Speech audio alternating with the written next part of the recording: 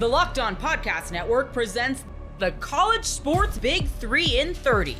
The three biggest stories in college sports. From our local experts at the Locked On Podcast Network.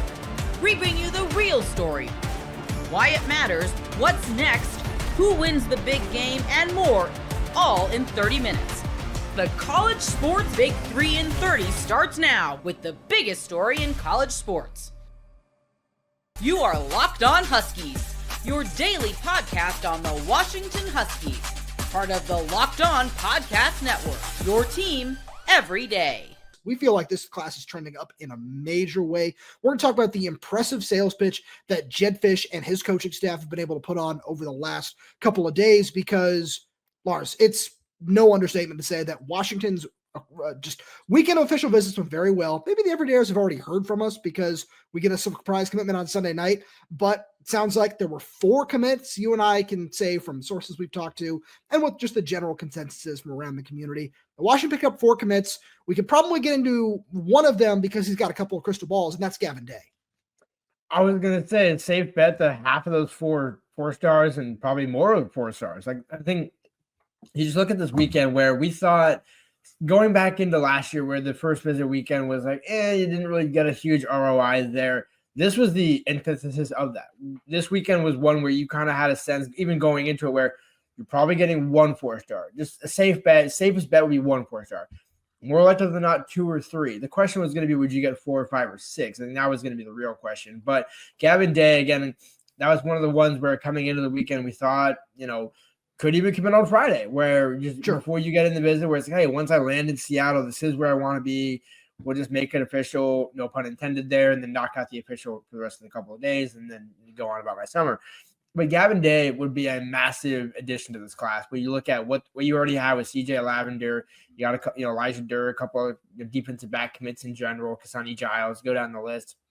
But Gavin Day would really kind of round out with probably one more spot saver to fill, if you want to have a Celeste Mo. Well, at least 1 or 2. Again, conservative estimate 1.5, you take the over under there. But you look at Gavin Day and think you get your big hitter, you get kind of that overall good class, and if you want to add a cherry on top, so be it. So I like where you're going with that. And the reason, because we get questions all the time, and this is just my quick 30-second rant on this. We get questions all the time about, hey, if you're hearing there were 4 commits, can you announce them? No, that's not our job. This is the biggest moment of these recruits' life up to this point. So it's their job to announce whenever they feel like doing it. They can do that on their own time. The reason we're comfortable talking about Gavin Day is not only did he get a crystal ball from Blair Angulo middle of last week to choose Washington, but he also got one on Sunday morning from Chad Simmons of On3. So we're a little more comfortable going down that road and having that discussion. And I love everything you said there because it's something we've talked about since this offer, really. You and I turned on the film where it was, we're starting to feel not as great about Chase Calicut. And then, of course, the whole Georgia thing comes out where that visit replaces Washington. And we turned on Gavin Day's film and said, this dude is like a perfect fit for what they needed in this defense, where he plays that hybrid safety linebacker role. You can have him walk down and play in the box a lot like we saw CJ Christian do this spring. If you need him to drop back and play over the top in the post safety role, they call it in this defense, he can do that too. And that's all just really great. But then on top of that, having somebody who just seems to be a very impactful kid off the field as well, where you look at all the Nevada kids that visited this weekend, whether it's Dominic Harris or Dre Pollard, those 3 seem to have a really, really good connection. And I feel confident saying that I like Washington's chances with all 3 of those guys right now. And I look at where this class is, and I think if you're able to get a Dre Pollard and a Dominic Harris, you're building something really, really special already, because Dre Pollard's top end speed is just so much fun to watch. And I think he's a very raw prospect right now, but he has so much room to grow. And I'd say the same about Dominic Harris, but just getting a guy with that frame along the offensive line is just picture perfect for the Big Ten. Another state that Washington's done pretty well in the past, from Eddie Lucio to Roma Dunze and Troy Falzano. Exactly, and plenty of guys in between. I just want to go from a walk-on to a heralded top 10 pick there, but obviously Troy, no doubt, in that mix as well. And I think it kind of speaks to all 3 guys could have an impact. Where Dre Pollard, like you mentioned, if he ended up at Washington, more of not a developmental guy, but more project than Gavin Day. Whereas Gavin Day is a big hitter, big thumper. Shout out to Cal Raleigh, they're a big dumper. But I just had to get that in there real quick. But you just look at, would you get all three? Maybe not, because I think Dom Harris is the one where you look at and think, okay, let's see how long after the official visit to Washington does he move on to the next one, or did Washington do good enough this weekend where he shuts it down? There's plenty of ways where you can go with that. Again, like you said, I just have a lot of thoughts there. Yeah. When the kids make their decision, they make their decision. We're just here to kind of talk in the interim about it. And so I think, again, do I think Dom Harris commits on this weekend? No. Do I think he still takes his visit? Yes. But it's either way, you're getting those guys in as a trio together, which I like how the staff set this weekend up, where yes, you have a bunch of guys that are already committed that came in the weekend, with about, call it 10-ish guys that weren't. And you look at it, and that's honestly a good mix when you look at who ended up playing host. I know Ontario Thompson was a guy, LeVar Bryant was the guy who played host for a couple of guys this weekend. And it just seems like you're getting a good mix of veteran guys and guys that are ready to be that next step in terms of on the roster, pairing them with the recruits. Because overall, like from the not just social media, but from everything we've heard, this is a home run weekend, which is the exact opposite of what we had last year. Yeah, absolutely. Where it took a while from that first weekend last time where a lot of those guys didn't end up going elsewhere. And that's why we wanted to start with Gavin Day, where it took you a good long while to land your first 4-star from this big weekend last year. And that was Dylan Robinson. And that came in like the middle of July. So it still took a while to get to that point. But one of the other things that I wanted to just get to from this weekend before we move on, and I was thinking about doing this when we talked about a sales pitch, but you set me up so perfectly. I have to talk about this now. It was something our good buddy Insider Coker pointed out, the conversation I was having with him the other day, where this staff just seems to really encourage not just the players on the team, but families and everybody to get behind recruiting, whether it be on social media over the course of the weekend. If you go just look at social media, it just seems like this is such a really tight-knit team, and that does resonate with a lot of these guys. And I look just around this weekend, we're seeing that's why I want to talk about the Nevada guys, seeing them just be pictured together and doing all that sort of stuff all weekend is something that will resonate with them. And they'll say, oh, this is already just the way this team culture is, and we can take that over to Washington. That's what matters to these guys. And it's why you and I talked about Derek Zammit coming up on this weekend with 3 of your top 4 wide receiver targets going to be on campus in Van Spafford, Daniel Odom, and Madden Williams, and having those guys hang out together. We saw Derek Zammit and Derek Coleman-Brusa pictured together as well, where those are 2 of the very biggest building blocks of your class at this point in time. And having those guys, together and hanging out and getting to build a relationship is another really crucial part of not just Jedd Fisch's culture building, but of putting together this class as well, because the more we hear about it, the better it just seems to be getting. It's exactly what Jedd Fisch was building with that junior day, which is get the elite talent around each other and just let the players themselves figure it out. Where a lot of guys talk about, hey, I want to play with elite talent. I want to be, I don't want to be just the guy, use Derek Coleman-Brusa as an example. It's one thing to say, hey, I'm the top in-state guy, I'm this and that, but then you don't get anybody else. And it's like, great, no, I got to be the one to kind of shoulder the burden of this class. It's, we're all shouldering the burden of expectations with this class, but it's building on what UW has always had, which is, the DBU mantra, the death row defense, all those things, the quarterback you go down the list of quarterbacks of Washington. It's a laundry list of guys that you can name off there, from Warren Moon to way back in the day to even Jake Browning and obviously Michael Penix most recently. But you look at that and think, for all those reasons, that's why you get them all on the same weekend. You don't just say, hey, we're going to spread you guys out so that way we don't worry about one guy not feeling the love. It's like, no, that's why you have the big R resources. It's why Jedd Fisch came to Washington. It's all those sorts of things encompassed in one weekend. And we knew it was going to take a little bit of time for Jedd to get going, but it's why we also thought this class, the 26 class, would be the perfect one for him, because the way that you got that running started in 24, 25, that's what this 26 class is representing for. The NBA playoffs roll on, and FanDuel is giving new customers an incredible way to get in on the action. Right now, when you join FanDuel and you place your first $5 bet, you'll get $250 in bonus bets if your first bet wins. FanDuel makes betting easy, whether it's picking your favorites or diving into player props, from three-pointers to steals to assists. There's so many ways to bet your favorite player props. Plus, after the game tips off, you can even combine live prop bets into a same-game parlay for a chance to win big. Don't miss out. Head to FanDuel.com and claim your $250 in bonus bets today. The Trojans, they kept another one at home, and this is a huge recruit, massive. You are Locked On USC, your daily podcast on the USC Trojans. The commitment of the number one tight end in the country, Mark Bowman, also from Mater Dei High School, local product, staying home. Huge.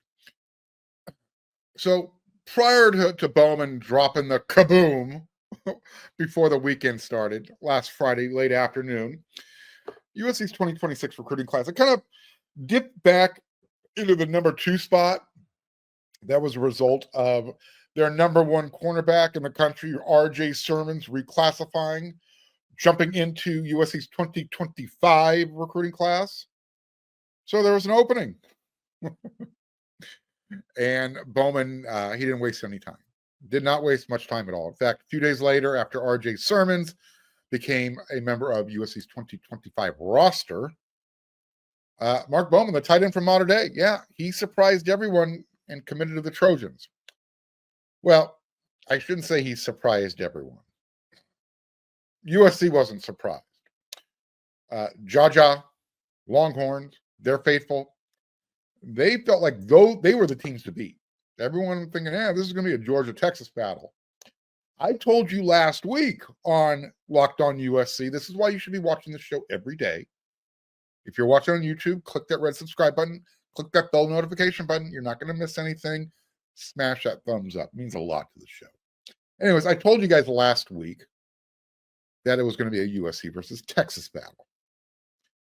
So Mark's commitment really wasn't a surprise to Trojan fans, especially once you listen to the show daily.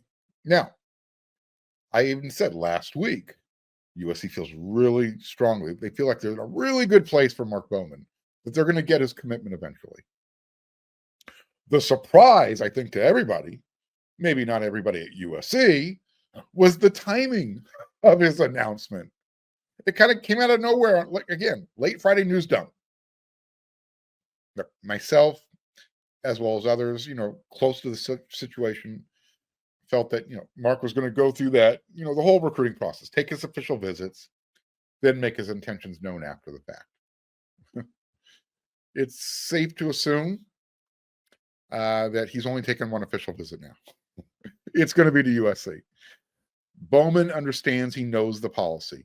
Quote, when you're in, you're all in, right? That's it. When you commit to USC, their 2026 recruiting class, you're done. The process is over. There's no need for you to think about it. No need for you to take any more visits. On3 industry, number 1 ranked tight end, Mark Bowman, has abruptly shut down his recruitment and committed to USC. That was according to On3 last Friday. I mentioned before the story broke, again, that proximity was going to play a role. His grandfather lives in San Diego. So everyone kind of knew proximity and that USC was going to give him a great NIL package. So this is what On3 reported when they broke the news Friday afternoon. From proximity to home, program prestige, and NIL opportunities, USC separated over the last couple of weeks and now adds Bowman to a class that previously ranked number 2 in the country. I explained why they were number 2. Quote, we couldn't be more excited, Bowman's father, Kirk said. Excited he's in a place in Southern California he loves. The school, from an academic standpoint, it's a top university. The alumni network, the power and influence checks all the boxes. It's the Big Ten. Has a lot of family here. Grandfather is a huge influence on him. It checks all the boxes, and amazing how it all came together, end quote. Now, Chad recently spoke with Chad Simmons from On3, and this is what he said when he spoke to him. Quote, it's so different with USC right now. It has changed a lot over the last year. And since then, they've made a lot of changes. They've been recruiting much harder the last few months. It's every day with USC now. And that has changed things with me, with them. I like what the staff is doing, their energy, and they are so close to home, too. There it is. It kind of explains to you why he chose USC. Proximity, the prestige, the alumni network, the academics, NIL. It's giving him everything he needs, everything he wants. There's no reason to go explore what Texas is going to offer, go explore what Georgia is going to offer. If you are a WeAreSC.com subscriber, then you heard our recruiting expert, our guru over there, Scott Schrader, speculate on the NIL package. It's significant, is all I'm going to say. If you want to, kind of get a feel of what's being talked about, get on over there. The number is staggering, but yeah, I'm telling you right now, there are going to be guys going to the NFL with enough money that they can retire before they even get to the NFL if they invest their money wisely. It's crazy the types of dollar figures that are being thrown around right now. I told you, this guy is like a Brock Bowers type of talent. And he's from Brock Bowers was from Northern California. He ended up going to Georgia. First round draft pick. Really, really, really good player. Charles Powers is the scouting director for On3. This is his analysis of Mark Bowman. Is the best route running tight end prospect I've evaluated to this point in my career. Yeah. He has elite change of direction, which allows him to effortlessly create separation within his routes. We've had a chance to see Bowman in person a bunch over the past 2 years, and he's impressed in every setting. He has the ability to threaten all levels of the field as a pass catcher. Bowman has also added good weight this offseason and is a chiseled 6'4.5", 230 pounds. He's also an active physical blocker and has the upside of being an every down tight end who can play inline or flexed out. We expect Bowman to immediately contribute for the Trojans. Bowman is a massive get for Lincoln Riley and the Trojans. He projects as an offensive weapon in Riley's scheme, and I wouldn't be surprised to see him make an instant impact despite reclassifying. End quote. So there you have it. He is a talent. He is a massive talent, and he's coming to USC. The last time USC had a tight end ranked this high, again, from Orange County, Orange Lutheran, Blake Ailes. He didn't quite live up to his billing.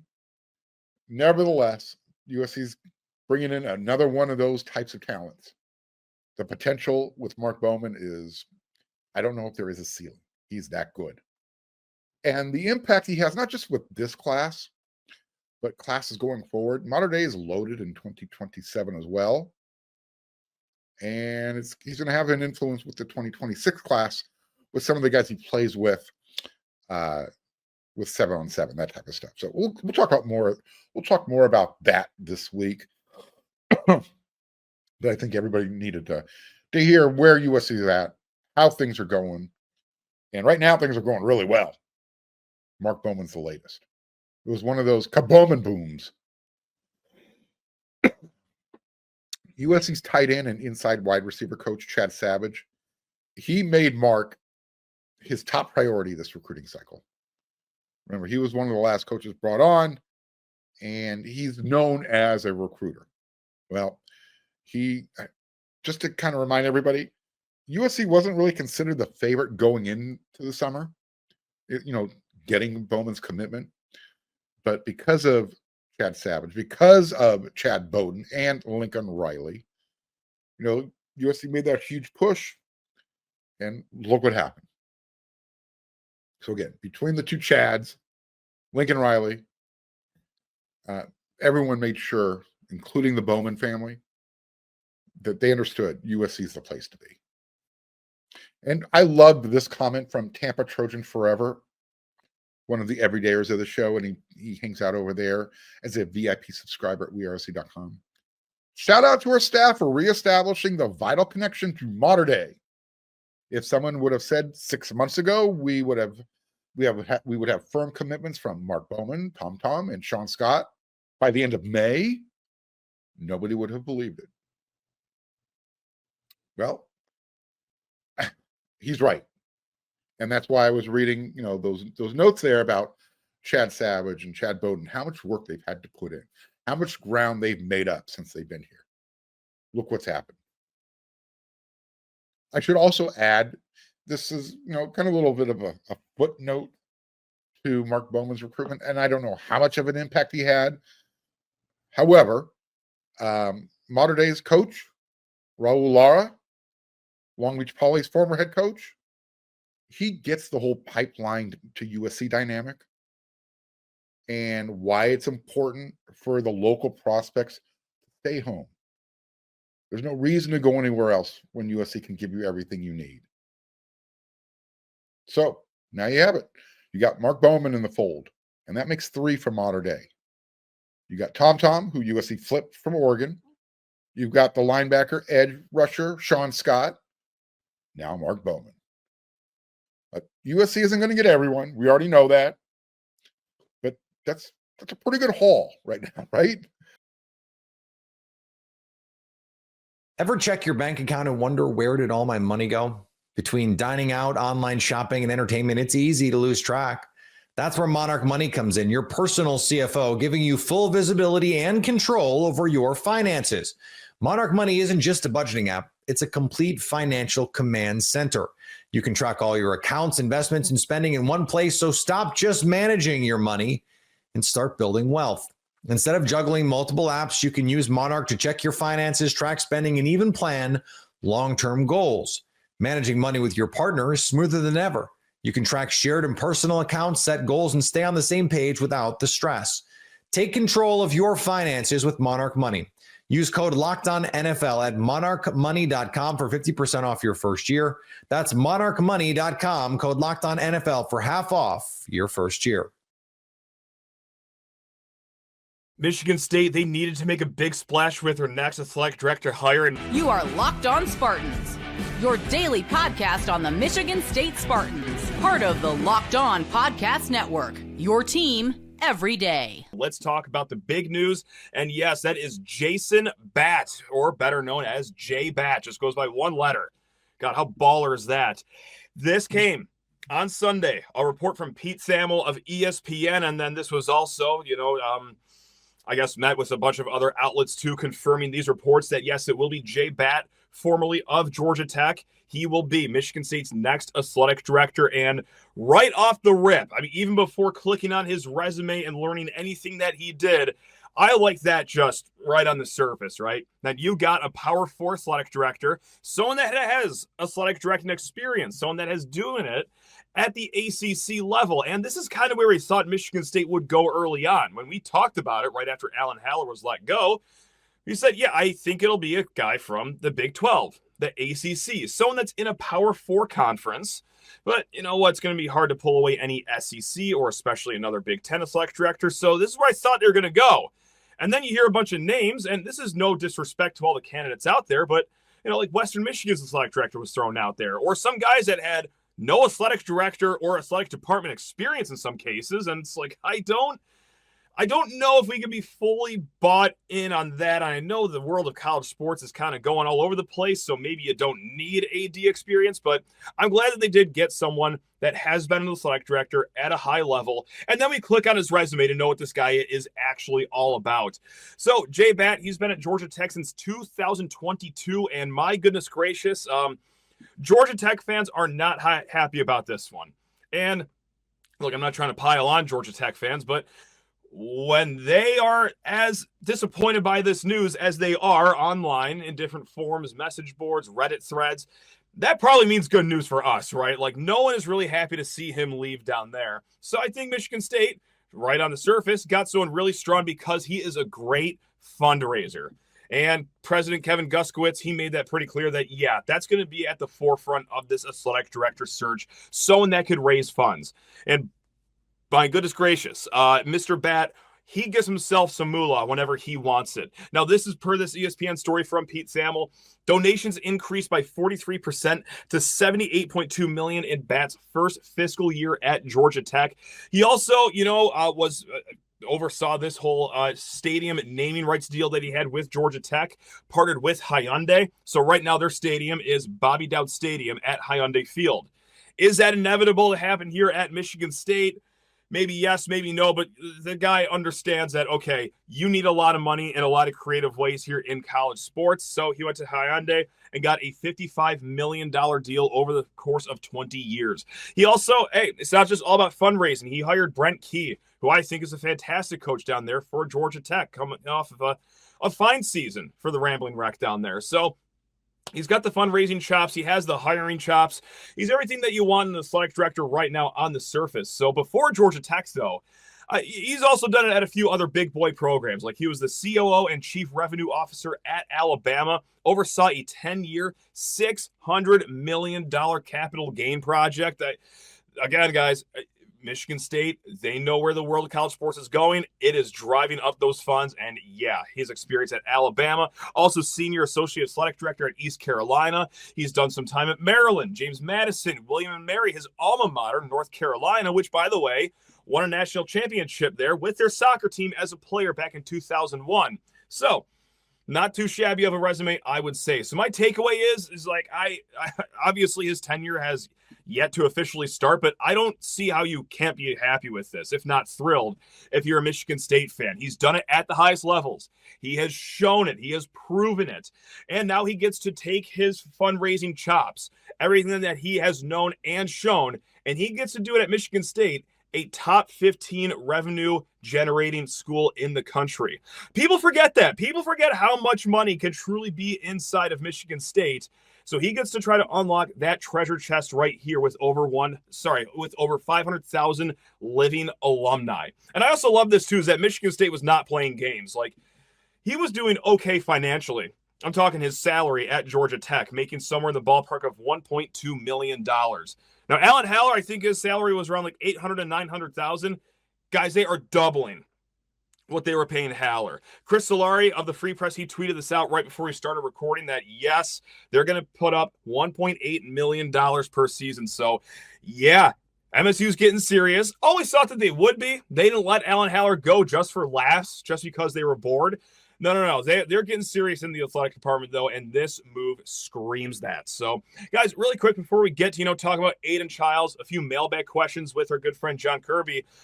Michigan State football. That's right. On the defensive side of the ball, they got their first commit for the 2026 class, and this comes at the end of the first official visit, official visit weekend here in June. So this is Braylon Hodge, 6'3", 210-pound, 3-star linebacker out of Colorado. Now, he was slated to also visit Minnesota, Utah, Iowa, so some pretty solid competition that Michigan State was going to have. But now after he commits, those visits are canceled. He is locked into the green and white right now. So 24/7 Sports, they have him ranked as the number 45th ranked linebacker in the country. And this guy, yeah, he knows how to win. State champion for Cherry Creek out there in Colorado. I believe they went 13-1. So he knows what winning football looks like. Now, on the field, what kind of a style is he as a player? It pops out to you immediately when you watch his huddle tape or his highlight film, is that he plays on the line as that stand-up edge rusher quite often. They want this man attacking the quarterback, but he could also really set contain on the run too pretty well. And I know it's not maybe where your mind immediately goes when you're talking about a linebacker. Like, it sounds like I'm talking about a rush end right now. So will he ever profile there in his career? Should he add on a little bit more weight? I don't think 210 pounds is what you want for a college rush end. But hey, just on the surface right now, he knows how to get after the ball. He is very instinctual. He does have a quick reaction time. Just a really smart player is what I'm seeing when I'm watching his highlight tape. And clearly, so does the Michigan State coaching staff too. And one other thing that I noticed is he looked pretty quick out there. He looked fast. And I think the staff, and you saw this last year with them picking up DJ White out of St. Mary's, is that they want to prioritize some speed with their outside linebacker position here. You know that you have to have some shred of athleticism, especially in this day and age of a Big Ten, where, wide receiver mismatches against linebackers, as we've seen here in East Lansing, they can be taken advantage of. So I think that's also a sticking point with Michigan State, too, is that, hey, this kid is also a quick, fast player. So for the 2026 class, guys, like I said, he's the first defensive player so far in this class, the 5th overall. And from everything I know, Michigan State's going to try to add one more linebacker to this 2026 class here. So even though the weekend's over, that doesn't mean Michigan State's official visits are done for the week. They're doing this unorthodox Monday, Tuesday visit here with 4 players right now. And 2 of them are 4-star guys, and one of them is like a top 100 player. And that guy, defensive end Carter Gooden. Now, that would be a massive, massive get. Justin Thind actually pointed this out in his piece on 24/7 Sports, that he would be the highest ranked recruiting pickup for Michigan State since 2019 with Devontae Dobbs. So we'd be going back 6-7 years here if they were able to get Carter Gooden at a position of need. I don't think I need to say that, especially if you're a Michigan State fan. But yes, he's not the only 4-star defensive end visiting, though, guys. Tyson Harley, he will also be on campus. They also have 3-star cornerback Jackson Gates, who right now is committed to Syracuse, and then 3-star interior offensive line Adrian Hamilton.